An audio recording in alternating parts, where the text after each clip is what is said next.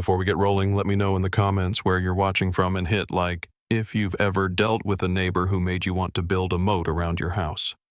And if you're into neighborhood drama that goes way past the usual barking dog complaints, make sure you subscribe to my other channel. I'll drop the link below. You want to know what it's like when your peaceful suburban dream turns into a full-blown neighborhood soap opera. Pull up a chair. The first time I saw Barbara Ruth Henderson, she was staring at me from behind her living room window, binoculars in hand, like she was on a wildlife safari, and I was the last endangered species in Pinehurst Estates. I'd just moved in 1247 Cedar Boulevard, my very first house with a backyard, a pool, a wraparound porch. After years of tiny apartments, it felt like finally winning at adulthood. Now you'd think a neighborhood like this, where the grass is cut to a military buzz and every mailbox looks identical, would be low drama, right? Not a chance. My first week, I got my welcome to the HOA from Barbara Ruth herself, marching over in her bright pink tracksuit so tight you could practically hear the spandex screaming. She had those icy blue eyes, a fixed smile, and a voice that said, "Bless your heart," but really meant, "Get in line." "We have standards here," she said, and the way she looked me up and down, I could tell she wasn't talking about my lawn. "I'm sure you'll fit right in if you follow the rules." Yeah, fit right in. That was the first clue this wasn't going to be a neighborly bake sale situation. Let's just say Barbara Ruth interpreted the HOA rules as whatever made her life easier and mine harder. First, it was the jazz music while I unpacked too loud. Then, mowing my lawn on a Tuesday instead of the weekend inappropriate. My Honda Accord apparently clashed with the neighborhood's aesthetic. But the real kicker was her little soccer hooligans, Cedric and Tanner, accidentally kicking their ball into my yard every other day, with Barbara Ruth trailing behind, just dying to point out anything out of place, my recycling bin facing the wrong way, a dandelion sneaking up on my lawn. But I'm nothing if not patient. I documented every note, every complaint, every side-eye. I started keeping records, snapping photos, even set up cameras, because after a while you start to feel like you need to defend your own castle. And then, of course, there was the pool. Oh man, did she become obsessed with my pool. I caught her clocking how long I swam, whispering to the neighbors that I wasn't keeping it clean enough. Maybe it was even unsafe for the children. Never mind, she'd never let her own kids play with anyone, ever. She'd let her boys stand at the fence and make cracks about whether I belonged in that pool. I tried to let it roll off me, but let's be real, it started to grate. Still, I kept my cool because I'd learned that sometimes the best way to win is just not to let people know they're getting to you. But I had a feeling Barbara Ruth was building up to something bigger.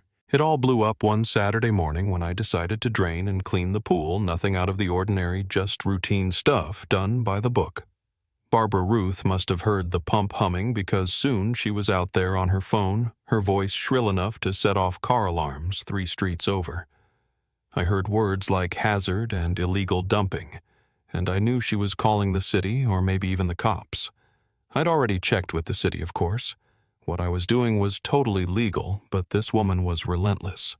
Thing is, I'd been doing my own homework. My buddy Jerome, who works at the county assessor's office, had quietly helped me pull records on Barbara Ruth. Turns out her crusade for community standards was just the tip of the iceberg. She was running an unlicensed daycare out of her house, hadn't paid the right property taxes in years, and had built a deck and a bathroom without permits. And she was pulling in cash under the table, all while preaching about the rules. So when the cops finally showed up, sirens, uniforms, the whole 9 yards, I was ready. I greeted them calm as you please, handed over my permits, showed my log of every complaint, and even offered them my phone full of video evidence. Meanwhile, Barbara Ruth was putting on her best show, shrieking about the danger to her kids, how I was lowering property values, the whole bit. But the twist: while she's grandstanding and calling me a menace, her sons take that as an invitation to jump straight into my half-empty pool. One of them scraped his knee and came up howling. Now suddenly she's blaming me for child endangerment. The officers, one of whom looked like he'd seen 1,000 Karens before breakfast, just shook their heads and told her she was trespassing. She demanded I refill the pool right then and there, which is not how physics or plumbing works, but logic wasn't her strong suit. That's when I finally played my ace, told the cops about her unlicensed daycare, her tax games, the whole bag of tricks, and showed them the receipts. Suddenly, Barbara Ruth was a lot less interested in documenting my violations. You could feel the whole vibe shift. The officers took my side, started asking her questions, and she blustered and fumed, but everyone could see she'd lost control. But here's where the story really takes a left turn, because while all this is going down, the neighbors start coming out. Mrs. Patterson, who'd always seemed too timid to say boo, walks over and tells the cops that Barbara Ruth had been bullying her and half the street. Then the Chens show up, then the Morrisons, then even the Johnsons, who'd moved away because of Barbara Ruth's harassment, come back to tell their story. Turns out this lady wasn't just making my life miserable. She'd been running the whole block like her personal fiefdom, filing bogus complaints, threatening anyone who wouldn't side with her, and even trying to drive out families she didn't like. She'd called immigration on the Gonzalez family. Their American citizens tried to get the Patels in trouble for having family over for dinner, and basically weaponized the HOA to go after anyone she thought didn't fit in. By the end of the day, the police had a whole folder full of statements and evidence from half the street. What started as pool drama turned into a full-on reckoning for the self-proclaimed Queen of Pinehurst Estates. And once the authorities dug in, it all unraveled: unpaid taxes, illegal business building code violations, everything. I'd love to say that was the end of it, but Barbara Ruth wasn't the type to go quietly. She tried to fight, claimed it was all a conspiracy, dragged in her sister-in-law from the HOA board, who by the way got booted and is now facing her own mess. But eventually, justice caught up. The county shut down her daycare, seized the house, and the IRS came knocking. And in the sweetest twist, the Johnson family, the ones she'd driven away, bought her house at auction and moved back in, turning it into a real home again. You know I'd moved here looking for peace and a place to just live my life. Never thought I'd be at the center of a suburban uprising. But when you stand up to a bully, and you're ready with your documentation and your receipts and a whole community behind you, you can actually change things. Now, instead of neighbors hiding from each other, we're holding block parties, sharing food from every culture you can think of, and nobody's worried about who's watching over their fence.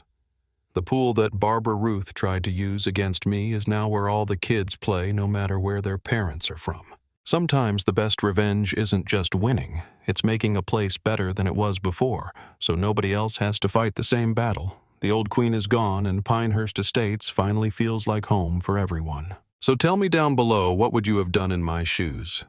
Have you ever had to take down a neighborhood tyrant? Where do you draw the line between standing up for yourself and letting things slide? I want to hear your stories, and if you think justice was served here, share this with someone who needs to know. They're not alone.